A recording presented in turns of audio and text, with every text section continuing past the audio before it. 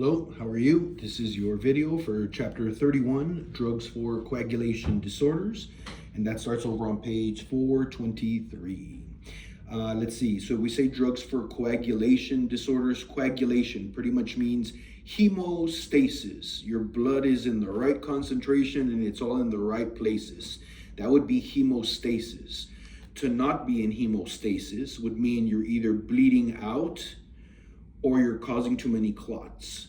So that's where coagulation disorders come into play. So this chapter deals with drugs that will thin out the blood because you're creating too many clots, or drugs that actually make you create clots because you're bleeding out. Does that make sense? And then we'll take it in order just so that we can have all the drugs that are organized. Some of them are repeat medications, other ones we might be hearing for the first time.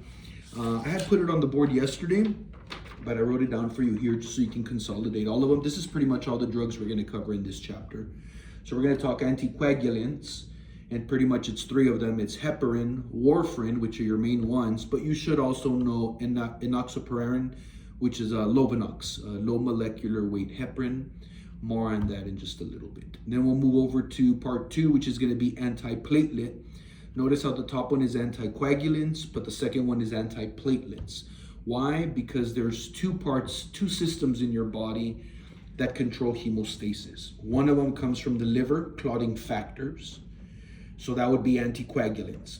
So when your clotting factors are not working properly, that's when anticoagulants might come into play to help thin out the blood. The other part of your body that helps with controlling hemostasis is the platelets. And your platelets come from your bone marrow, just like your red blood cells and your white blood cells. Here come your platelets also. So if we want to manipulate that aspect of hemostasis, then we're talking antiplatelet drugs. So the antiplatelets, we've talked about aspirin several times. We'll revisit it again today. And then we're throwing in a second antiplatelet, which is clopidogrel, also known as Plavix. There is another common one out there called Pleadol, but your book doesn't mention it, so perhaps it fell off the market or is not in popular use like it was in the past. So we'll just leave it at aspirin and clopidogrel, also known as Plavix, and we'll talk a little bit more. So if these two are to thin out the blood, these two are going to help blood circulate better. One of them by neutralizing clotting factors, and the other one by neutralizing platelets. Does that make sense?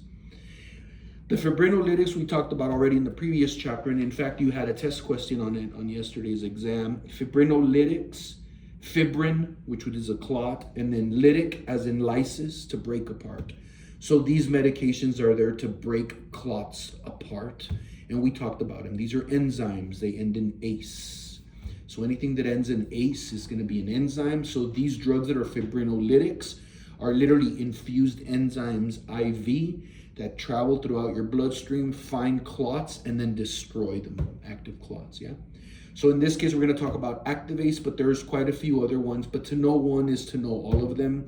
And we're going to repeat some of the information that you already knew about these fibrinolytics from the previous chapter. So we'll get there as well. And then the third one, so this is to break apart a clot. These two will prevent clots. And if there's already a clot there, it'll prevent it from getting bigger. But they can't do anything for an existing clot. If there's a clot and it's already there, the only thing that's going to get rid of it is a fibrinolytic. It'll break apart a clot. It's a clot buster per se. Last but not least, we're going to talk about the hemostatics. This is different. This is a drug that actually causes you to clot. I've mainly heard of this used as combat medics that are in war. When soldiers get shot on the field of battle, combat medics will infuse this drug. It creates a plug so that it stops bleeding, so we can get you off the field and get you into an emergency room and then treat whatever is being the hemorrhage in itself.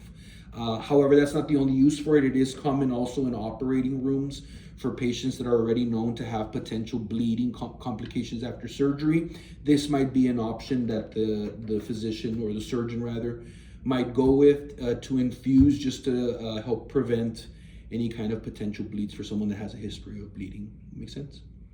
When we're talking about all of these, keep in mind we have talked about other things that thin out the blood in the past. In Pharm 1, we talked about over-the-counter supplements. CAM, remember the complementary alternative medicine, which includes over-the-counter supplements, vitamins, medications are concerned is anything with the G, remember? And particularly garlic, but then there's also ginkgo, ginseng, green tea. If it starts with the letter G, it's probably going to thin out the blood. So not a good idea to take a blood thinner, an anticoagulant, and then be taking anything that starts with the letter G also, because you're going to get a multiplier effect. Or the opposite, if you're taking something that's supposed to create a clot, well, it's going to counteract that. So we're back to an agonist and antagonist reactions, yeah? But you get that already, right? So let's review a little bit, shall we? So let's break down. The first thing we're going to talk about, I suppose, is just might as well start from the very top. Heparin and then warfarin, yeah? Remember how I said that there's two parts of the body that control bleeding. One of them comes from the liver, and that is your clotting factors. Clotting factors, I believe, is 1 through 14, and they always have Roman numerals on them. I had a book in class from your anatomy textbook, but you can Google if you want. Heck, you know what? I think I have it here. I might as well. I have it here. Yeah, might as well, just for conversation's sake. Should have had it ready to go. Immune system. So yeah, so your clotting factors come from the liver. It's going to take me a bit to find it. I had it. Oh, here we go. Here we go. It's just a random anatomy physiology textbook. I don't know how we can have new editions of anatomy and physiology textbooks when the body doesn't change, but go figure. I guess they got to charge money for something, right? But these are clotting factors. You don't have to know these. I'm just refreshing it from your potluck A&P. So clotting factors 1 through 13. I said 14, my bad. So each clotting factor has a different name, but all of them come from the liver. And once the first one is activated, the first one activates the second one activates the third activates the fourth, and so on and so on. It's kind of like this cascade. So you could turn on your clotting factors through an intrinsic or an extrinsic method, but either way you wind up with the same chemical reaction that eventually leads to the formation of a clot. I'm not testing you on this because you already know this. You already took and passed A&P, but I just need for you to understand that these medications, the anticoagulants, heparin, warfarin, Lovenox, counteract the clotting factors in that cascade. That's how they work. Make sense? Over on page 424, right-hand side, you have the term in bold, coagulation cascade. That's what they're talking about, this cascade, that 1 activates 2, 2 activates 3, 3 activates 4. You have an intrinsic and an intrinsic way to trigger those factors, and then they come to a common factor, and then you end up with a platelet plug. So that whole top to bottom from 1 through 13, that is called the coagulation cascade. So these anticoagulants counteract that cascade to thin out the blood, to prevent the final product from being developed, which would be the fibrin clot at the end. Does that make sense? You know this already, right? You got a nice little picture down at the bottom of page 424. That's figure 31.1. And it kind of shows the blood vessel being punctured. You start to bleed. Then you start to activate platelets. And then platelets eventually leave the clotting factors to hit up against them and turn hard and turn into a fibrin clot. Does that make sense? So 31.1 is showing you basic A&P. This is how your clotting factors and your platelets work together to stop bleeding, yeah? Alrighty, so good. So we need to get into some of these medications, which is the heparin and the Coumadin. We talked about those already. Let me find them. Heparin, you have heparin over on page 429. I'll give you a second to get there. 429, heparin, right? Very common drug. You will be giving this drug at some point. Let's see, look at its therapeutic class. It is an anticoagulant. But how? How is it an anticoagulant? Look on the right-hand side, pharmacological class, indirect thrombin inhibitor. Thrombin is one of those 14 factors. So at some point in the cascade, heparin interrupts it, doesn't let the cascade continue, no platelet plug is formed. I mean, not platelet, not a platelet plug, that's platelet. This is a clot, an actual fibrin clot. It prevents it from being formed. That's how heparin works. Look at actions and uses, and it says, second sentence, its normal function is to prolong coagulation time. Highlight the term time, because when you're dealing with the anticoagulants, heparin and warfarin, you're dealing with time. How long does it take for you to stop bleeding normally? How long am I going to prolong that bleeding if I give a blood thinner? That's where your labs come in. That's where the labs are called a PTT or a PT-PTT, a prothrombin time. Because they'll take a piece of blood, a sample of blood. I'm simplifying it, but they'll take blood from the patient, put it on a microscope slide, and then they're watching it and just waiting for it to clot. So there is a normal limit that normal blood under normal circumstances with no drugs, there's a normal lab value for a normal PTT. How long does it take for you to clot? If it takes too long, you have a bleeding disorder. You see that? We would not give you a blood thinner. We need to give you the opposite, versus the opposite. Man, you clot like immediately. You're prone to blood clots. You're going to need a blood thinner. So just so you see how the labs kind of tie into place there for those, yeah? Keep moving. Look at that same sentence. Its normal function is to prolong coagulation time, thereby preventing excessive clotting within blood vessels. As a result, heparin prevents the enlargement of existing clots and the formation of new ones. However, look at that last part, highlight. It cannot dissolve an existing clot. So it'll prevent it, and it'll prevent it from getting bigger, but if it's already there, you're gonna need another drug altogether. Make sense? So it only prevents. And in fact, if you look a little bit further down the second paragraph, it says heparin has both prophylactic and treatment indications. Prophylactic means preventive. Treatment is you're sick, we're giving it to you to treat the condition. That's why in that same paragraph, you have the two italicized words. The first italicized is prevent, and the second italicized word is treat. Circle both of those and let's read all of that. It says, it is used at low doses to prevent thromboembolic events arising from open heart surgery and from vascular surgery, from dialysis procedures. You see that? So it can be given, because I already know you're going to maybe throw a clot because of your condition. Atrial fib is another common one. Sometimes they'll put people on heparin doses with atrial fib because the heart is slapping the blood too much. You're going to start to activate a bunch of clots in the blood all over the place. So very common, a lot of atrial fib patients are on blood thinners like this. What else does it say? We continue, dialysis and unstable angina, acute stages of MI. But then the next sentence says it is also used at higher doses to treat conditions in which immediate anticoagulation is necessary, such as DVT and pulmonary embolism. We talked about DVT, remember? DVT versus PAD, two different conditions altogether. One is deep vein thrombosis. The blood is getting down there, but the blood can't come back up because the vein is being clogged up by a clot.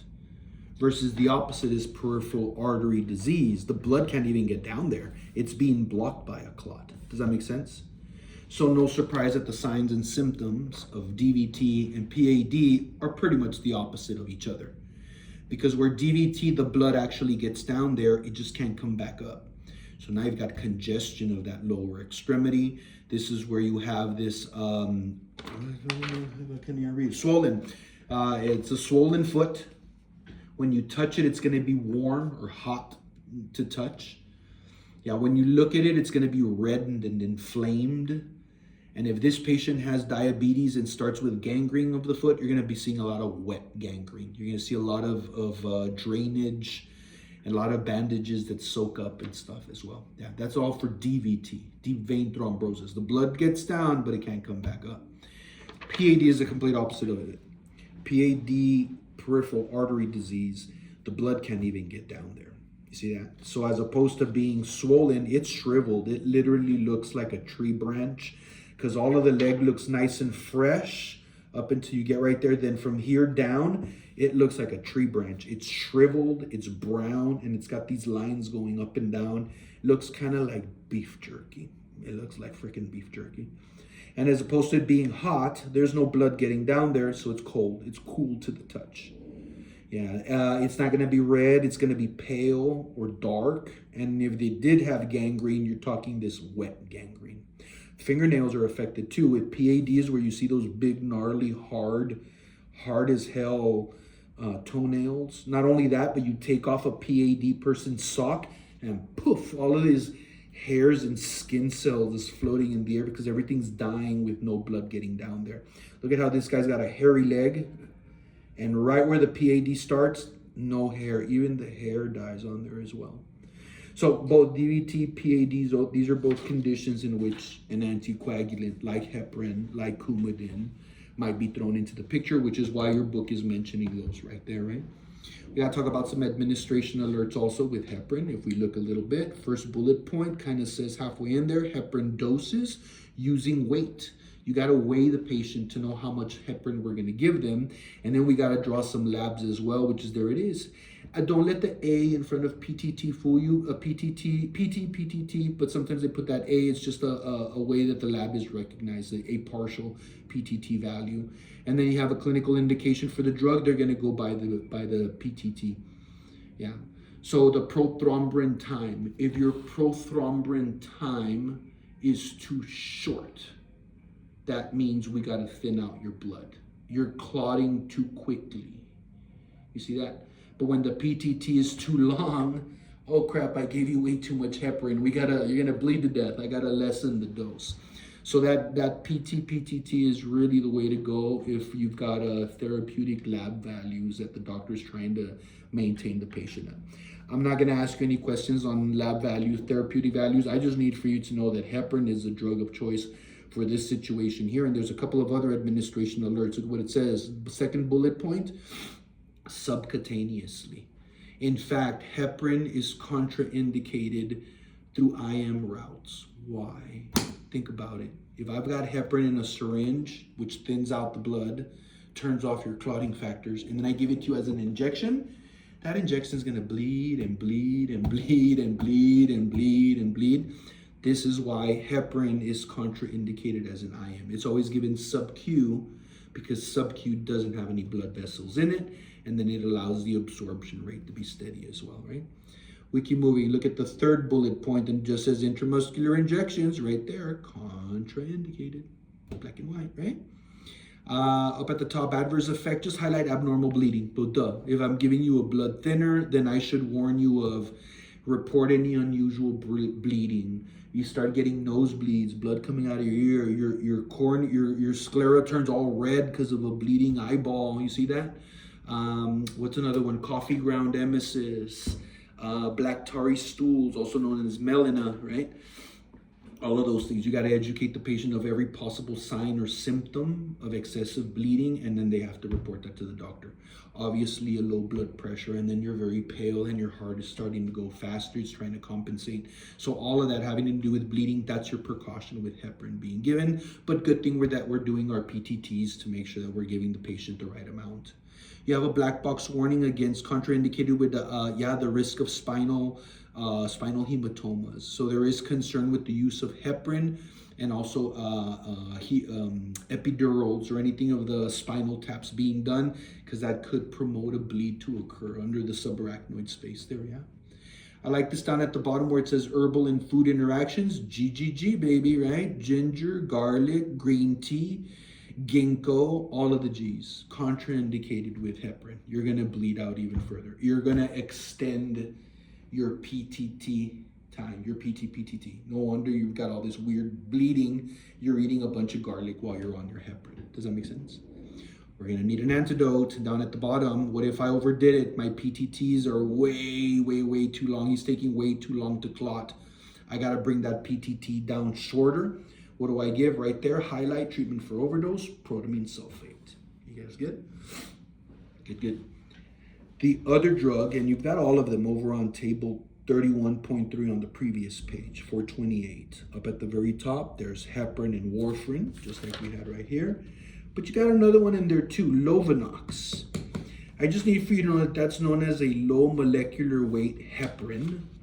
They discuss it over on page 427. Towards the bottom on the right-hand side, low molecular weight heparin enoxaparin, Lovenox, very, very common. The beauty of it is that it's a little bit of heparin and a little bit of aspirin combined and then given sub-Q regularly. No labs required. So it must not be as strong as heparin or Coumadin because it doesn't require any labs. So this is not for treatment.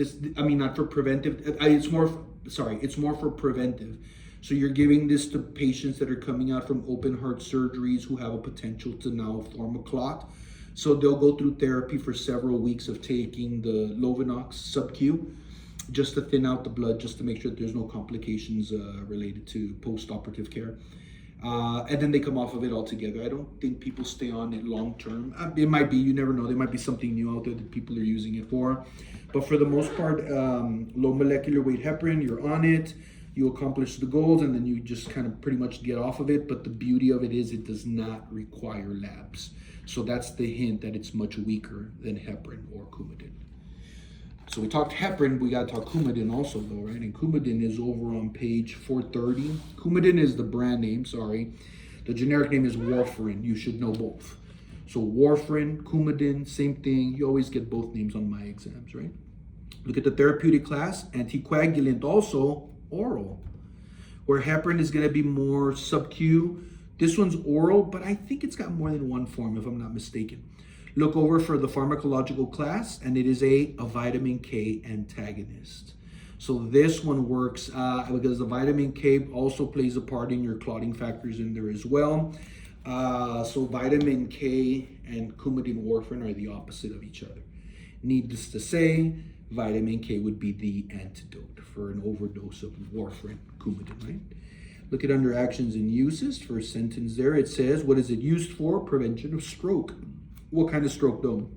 This is for thrombolytic, also known as ischemic strokes. So needless to say, both heparin and Coumadin are contraindicated for hemorrhagic stroke, right?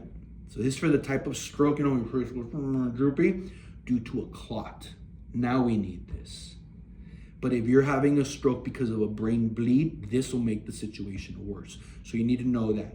Both of these anticoagulants, good for thrombolytic ischemic strokes, not good for hemorrhagic strokes. You're gonna kill the patient. Makes sense? We continue. Where am I? Warfarin, Coumadin, continue. It says the prevention of stroke, MI, DVT, pulmonary embolism. My first patient ever died on me died of pulmonary embolism. That's a whole story in itself. In patients undergoing hip and knee surgeries, look at that also. Anybody with a prosthetic valves, indwelling central line catheters, anything that could cause you to clot. So sometimes just because you're in the hospital and you've got a central line that's monitoring your hemodynamics, just the fact that you've got that line in there might put you prone to throwing a clot. So while you're here in the ICU, we're gonna put you on some Coumadin and warfarin in the meantime. Does that make sense? Those are the questions I get if a patient has never had a history of any kind of a bleeding disorder, yet now they're in the ICU for a different reason, and they're like, why am I on a blood thinner if I never had a blood problem before? That's why the devices that are on you could actually cause a clot in itself. Keep moving, look at the second paragraph. It says, unlike heparin, this is Coumadin, right? Unlike heparin, which has an immediate onset of action, anticoagulant activity of warfarin can take several days to reach maximum effect. So which of the two is probably the most potent?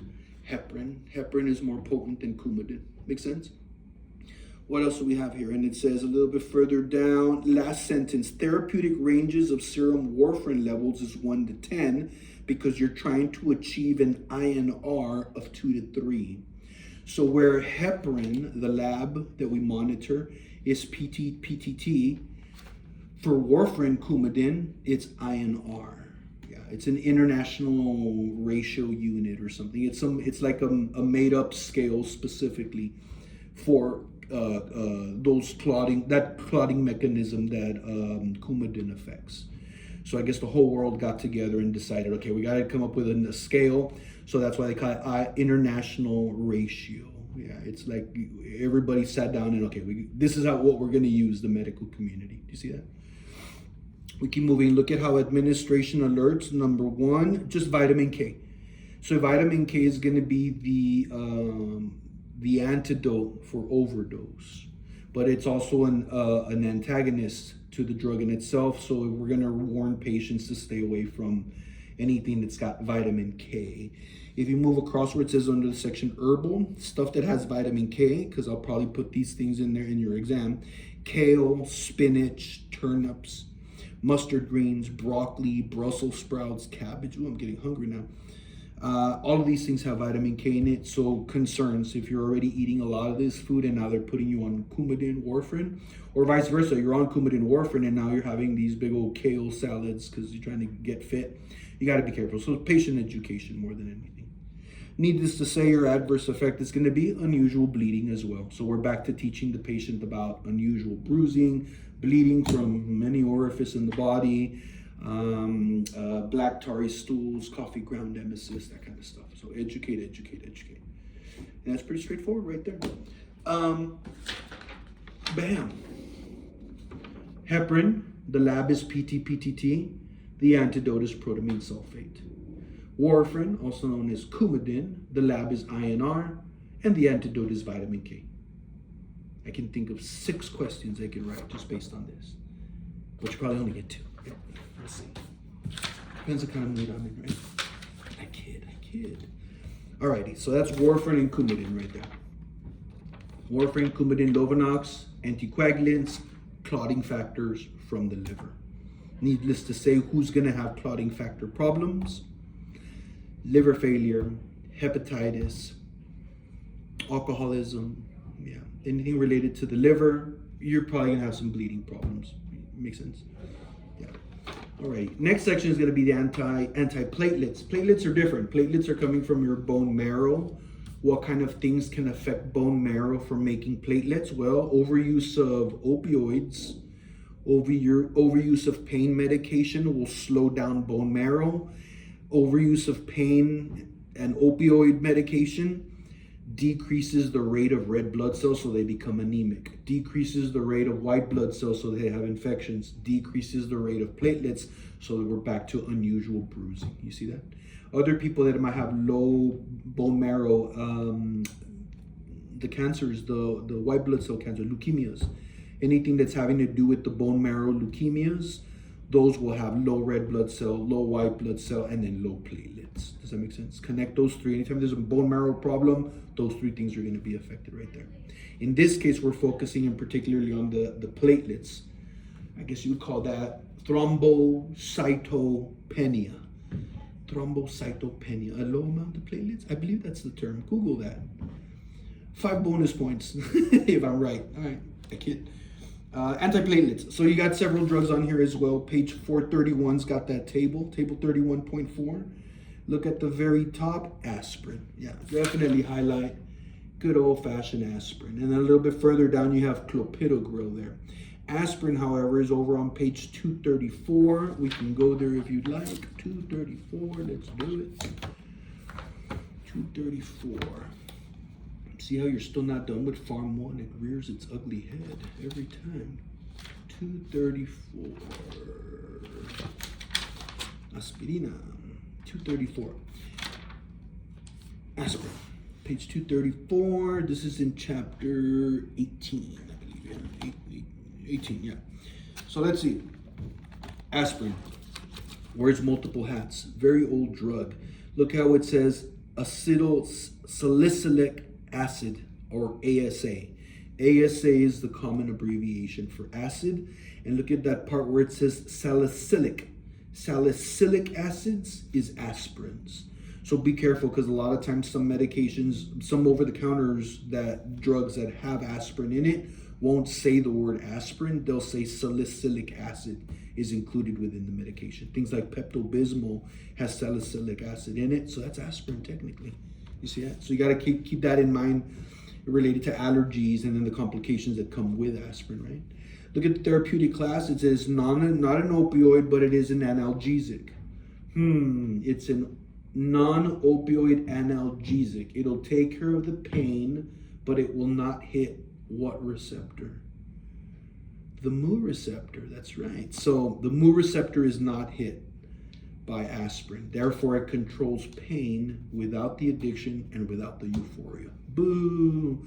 Look at over on the other side. Pharmacological class, a salicylate. Yeah, anything that's a salicylate, you're talking aspirin, pretty much. Actions and uses, lots of uses for this actually. Most of it is, in fact, where is it? It's the words I'm looking for. Oh, I'm sorry, it's right after therapeutic class. It is a non-steroidal anti-inflammatory drug. So aspirin is an NSAID. So anything that you know that applies to NSAIDs applies to aspirin. Specifically, not for renal failure patients. Remember, renal failure patients should take no NSAIDs, and that includes aspirin. It's tough on the kidneys. What's another thing it has? It is an antipyretic, so it can also be used for fevers. However, you need to write down that we do not use aspirin for fevers in children related to chickenpox. You will cause the condition Reye's syndrome, R-E-Y-E''S, or is it S''? Reye's syndrome. We looked it up in class because I was like, well, I don't even know what Reye's syndrome is. I just know that aspirin will trigger it if you give it to a kid with fever due to chickenpox. But it turns out that Reye's syndrome, once we looked it up, it's an inflammation of the nerves, inflammation of the brain, and inflammation of all of the nerves throughout the body. So pretty tough condition. It sounds like a medical emergency to me. So aspirin, watch out. That's a very common NCLEX question. Other things to know about aspirin: ringing in the ears because it's ototoxic if it's in high doses. It is nephrotoxic. It thins out the blood, which is the whole purpose of why we're discussing it. We discussed it last time as part of an analgesic approach, but in this case we're talking about it more as an antiplatelet approach. Same drug, different hats, has different jobs depending on what it is we're using it for. Yeah. Other things to keep in mind, let's see, aspirin inhibits prostaglandin synthesis, which is why it has its anti-inflammatory effects and also helps with fever. What else? Given to people with MIs. Yes, remember when we talked about in the past we used to say Mona. If your patient comes into the ER and they're having a heart attack, introduce them to Mona. M-O-N-A. M, morphine. O is oxygen. N is nitroglycerin. And A is aspirin. Yeah, so 325 is the adult dose, or 81 milligrams is a baby dose. So usually people that recover from heart surgery, people that survive heart attacks, men in particularly, they'll be put on 81 milligrams baby aspirin every morning just to keep the platelets under control and get the blood to thin out and flow properly. Make sense? Other than that, what else can I tell you about aspirin that we haven't discussed at all yet? How about risk of potentials for overdose? Well, definitely herbal interactions. We're back to the G's. Garlic, ginger, ginkgo increases the risk of bleeding. Well, we knew that. And then the treatment for overdose, there is none. And it is a common drug for people to attempt suicide with because it is in high volume. You can buy a bottle of like 1,000 of them for like $5, So it's a cheap way of killing yourself. So you will see aspirin overdoses come into the ER if you work ER. You got to start a nasogastric tube. So tip of the nose, top of the ears, xiphoid process, advance it, bend head forward, swallow, push it all the way back, check for placement, and then we're gonna suction them out. And then once you suction everything out of the stomach, you're gonna throw in some activated charcoal so they can absorb more whatever drug is still in there, and then we're gonna suction that out as well, and then monitor the patient. That's why at the bottom of there on page 234, treatment of overdose may include, there it is, activated charcoal, gastric lavage, maybe laxatives, drugs, maybe to treat the symptoms for the most part. But you will see aspirin overdoses. Too advanced, but just so you know, their time is of the matter because if I remember correctly, they go into metabolic acidosis first, early salicylate poisoning, and then the symptoms change when it's late salicylate poisoning. I think they go into a metabolic acidosis is early, and then later it compensates and it turns into a metabolic alkalosis. I'm making shit up. But there is early and late signs. This is from my old nurse practitioner days. But there is a difference between the two. A little too advanced, but just giving you some extra info there. Alrighty, what else do we got? Section 3. Oh, clopidogrel. Let's go back to our chapter. We gotta knock that out real quick. Clopidogrel. This is an antiplatelet drug that functions just like aspirin. Well, kind of, sort of, but not really. But it is not over the counter. It is prescription, so you can't just buy it over the counter. It is on page 432. The drug is known as clopidogrel, or Plavix is the brand name. Look at that. Therapeutic uses, antiplatelet, just like aspirin. But remember, aspirin wears more than one hat. Plavix just wears one hat. It's an antiplatelet, nothing else. Look at on the right-hand side, pharmacological class. How does it do it? It is a ADP receptor blocker. It is an antagonist of an enzyme. So it's an enzyme antagonist, right? Look at how we have actions and uses. First bullet point, to reduce the risk of MI or stroke. Thrombolytic strokes, ischemic, right? Look at the next one. Why else would we use this drug? To reduce the risk of MI and stroke. We're back to that again. In patients, one is in patients with ST elevation, a STEMI, and the other one is with unstable angina. STEMI versus non-STEMI. What's the difference now? Oh, that's right. The STEMI means there's a clot in your heart. So you gotta need a clot buster for that, right? Yeah, the ST elevation. And then the other one says unstable angina, because there's a difference between stable and unstable angina. I wonder what the difference between the two is. Correct. It is symptoms at rest.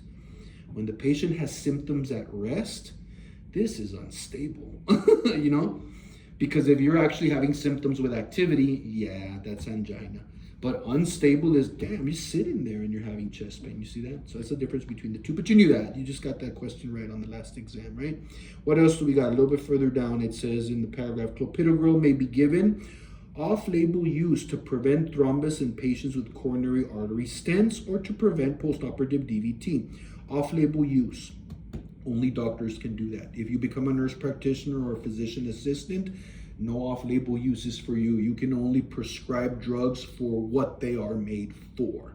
But a doctor might read an article or have an idea and say, hey, but what if I give this drug that's usually for this problem? That's an off-label use. Physicians can do that. Nurse practitioners and physician assistants cannot. They went to medical school for that. We have to follow their collaborative care, you know, not independently. What else we got? A little bit further down on that next paragraph, clopidogrel prolongs bleeding time by inhibiting platelet aggregation, but no labs. So there's no labs for antiplatelet. I mean, I suppose you could if you really wanted to figure out why the hell is this guy bleeding.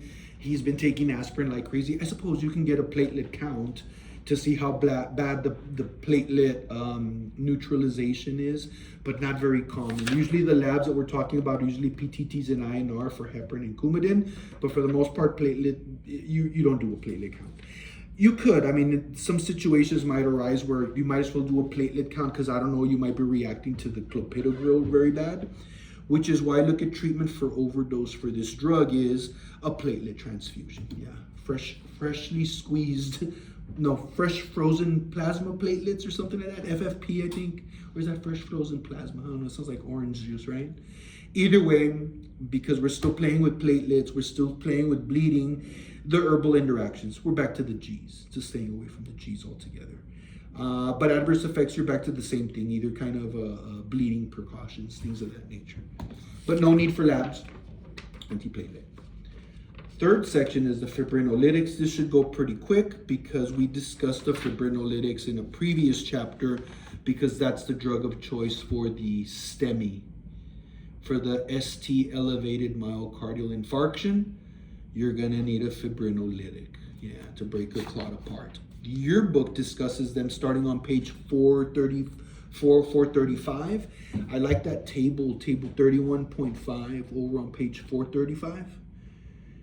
Table 31.5. This is a list of the fibrinolytics. There's probably more out there, but these are very common ones. Notice how you have alteplase.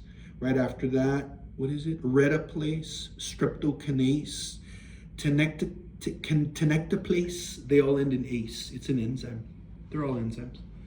So let's look at the very first one because it's on page 390, and we discussed it in the previous chapter too, right?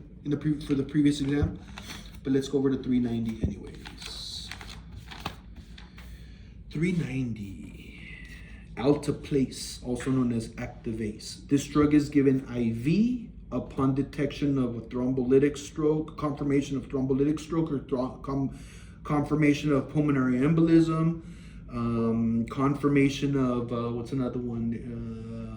Myocardial infarction with ST elevation. You see, that's when you're going to be using them. That's why right here, therapeutic class, drugs for dissolving blood clots. But how does it do it, Pharm class? A fibrinolytic. It lyses the fibrin clot. Does that make sense? Look at the actions, and it just says alteplase is indicated, also known as TPA, tissue plasminogen activator. Yes, memorize that. Another way of saying fibrinolytic, TPA, tissue plasminogen activators. Anything that ends in ACE, a fibrinolytic. Makes sense? Keep moving, and it just talks about how it converts plasminogen to plasmin on the cascade, because the cascade flows down to form a clot. Well, this drug reverses it back up to dissolve the clot. You see that? Yeah, it reverses the cascade effect towards at the very bottom. Yeah. Look at what it says. It says alteplase should be given as soon as possible after the onset of MI symptoms. Administered by IV infusion, usually acts within 20 minutes. Additional doses might be given, right, to clear a thrombus. After a clot has been dissolved, therapy with an antiplatelet or an anticoagulant is started to prevent the clot from forming again. Last sentence, alteplase is, highlight, first line drug for the treatment of MI. Which MI? STEMI. And then it says for ischemic stroke, because it's thrombolytic. For acute pulmonary embolism, PE, pulmonary embolisms, yeah. Maybe the DVT. Maybe the DVT got loosened and ended up, boom, in the lungs. This is why we try not to cause too much intermittent claudication. Remember that in class? That's when the patient is walking and they got a sharp pain in the calf. You're like, hey, sit down. You look at the calf circumference and that same leg is a lot wider on the calf. Yeah, I think you have a DVT. So they're gonna need an ultrasound to rule it out. So think intermittent claudication. That's when the patient is walking and a sharp pain in the calf. You assess, the calf is bigger, it's red, there's pain upon palpation, complete bed rest. Ultrasound, rule out a blood clot. You see that? Yeah. Now, you can also cause a sign, that's Homan sign, H-O-M-A-N, Homan sign. Homan sign is you take the patient's foot and you just basically bend the foot. When you do that, you go, oh shit, and it hurts right in the calf. You just cause that claudication, that intermittent claudication. In this case, you got a positive Homan sign. If you identify a positive Homan sign once, stop. Don't do that again. Call the doctor, let him know. Positive Homan sign, right calf, circumference is bigger than the other, pedal pulse is weaker, reddened, pain upon palpation. Let's start a blood thinner. Does that make sense? Yeah.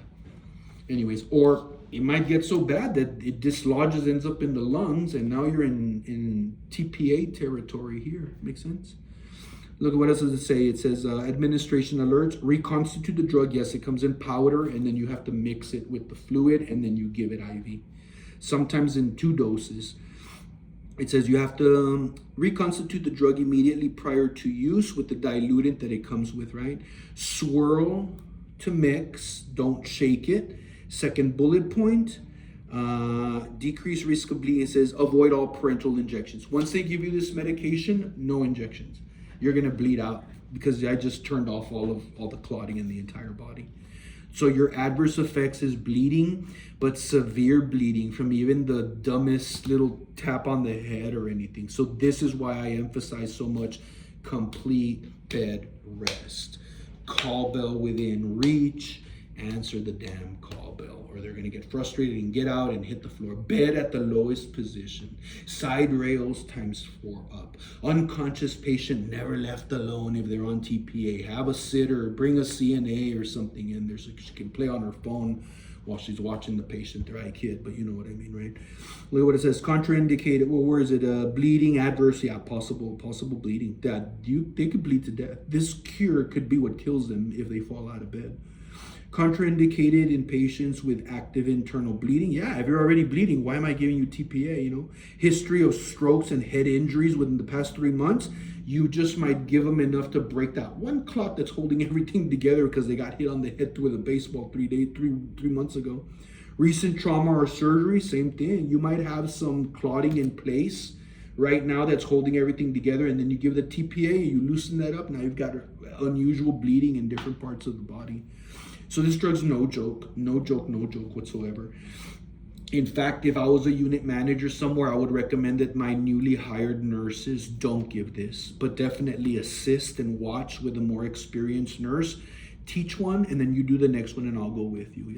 That's what I would do as a unit manager, because this is a risky drug to give by yourself if you're inexperienced. Should you find yourself in that position, make friends with your more experienced nurses and be like, hey, can you come with me this one time just so I can do this right, just to make sure that I know what I'm doing? It's not a bad thing to ask those things. And if anything, it makes the team better and to trust each other as well. What else we have? Drug interactions. Obviously, if this is going to bleed you out, contraindicated with heparin, contraindicated with aspirin, contraindicated with Plavix, Pledol, you know, contraindicated with all the other, warfarin, Coumadin, you know, Lovenox. What else? We're back to the herbal interactions, GGG, ginkgo, garlic, ginseng, you know.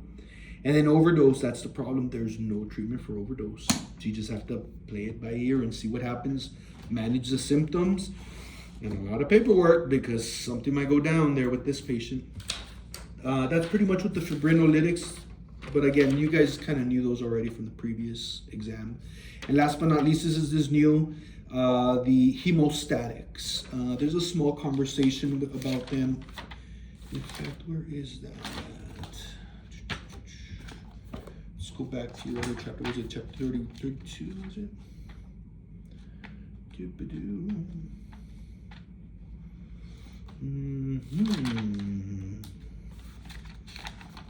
Where is it? Here we go. 31. Coagulation disorders. And then last drug is over on page 437. So this is the opposite. This is a hemostatic clot. You know, it's trying to make you clot because you're bleeding out. You're bleeding to death, you know. Page 437, prototype drug box. Therapeutic class, clot stabilizer. Yeah. And then pharmacological class, a hemostatic and anti-fibrinolytic. So if this was the fibrinolytic, this is the anti-fibrinolytic. It's going to make you clot. Make sense? Look at actions and uses. I can't even say it. Aminocaproic acid. Aminocaproic acid is prescribed in situations in which there is excessive bleeding because clots are being dissolved too rapidly. I believe in class I talked about the condition DIC, disseminated intravascular coagulation, which is a medical emergency. I could see maybe this or maybe some of these other drugs in this chapter that can be used to manage that. So in DIC, it's not quite a type of shock. Actually it could be, because half of your body starts to coagulate while half of it starts to bleed out. So it's this weird confusion. Your body doesn't know whether I'm bleeding or clotting. So it's both of those reactions are happening throughout the body. The body starts to vasodilate. It's pretty bad. It could be lethal.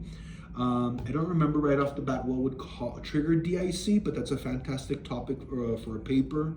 If you guys are interested in the subject matter, you can look up DIC a little bit further. Back to this one drug though, right? This clot stabilizer, excessive fibrinolysis is associated with conditions such as aplastic anemia, hepatic cirrhosis, post-operative cardiac surgery, and certain carcinomas. So these conditions, you could start to bleed to death, that you might need this drug to start to help you clot a little bit as well, right? A little bit further down it says, during acute hemorrhage, during acute hemorrhage, the drug can be given IV to reduce bleeding in 1 to 2 hours. Look at that. And it says it is most commonly prescribed following surgery to reduce post-operative bleeding. A little bit further down, last sentence, the therapeutic serum levels for it, 100 to 400. So it does have some labs that are involved there.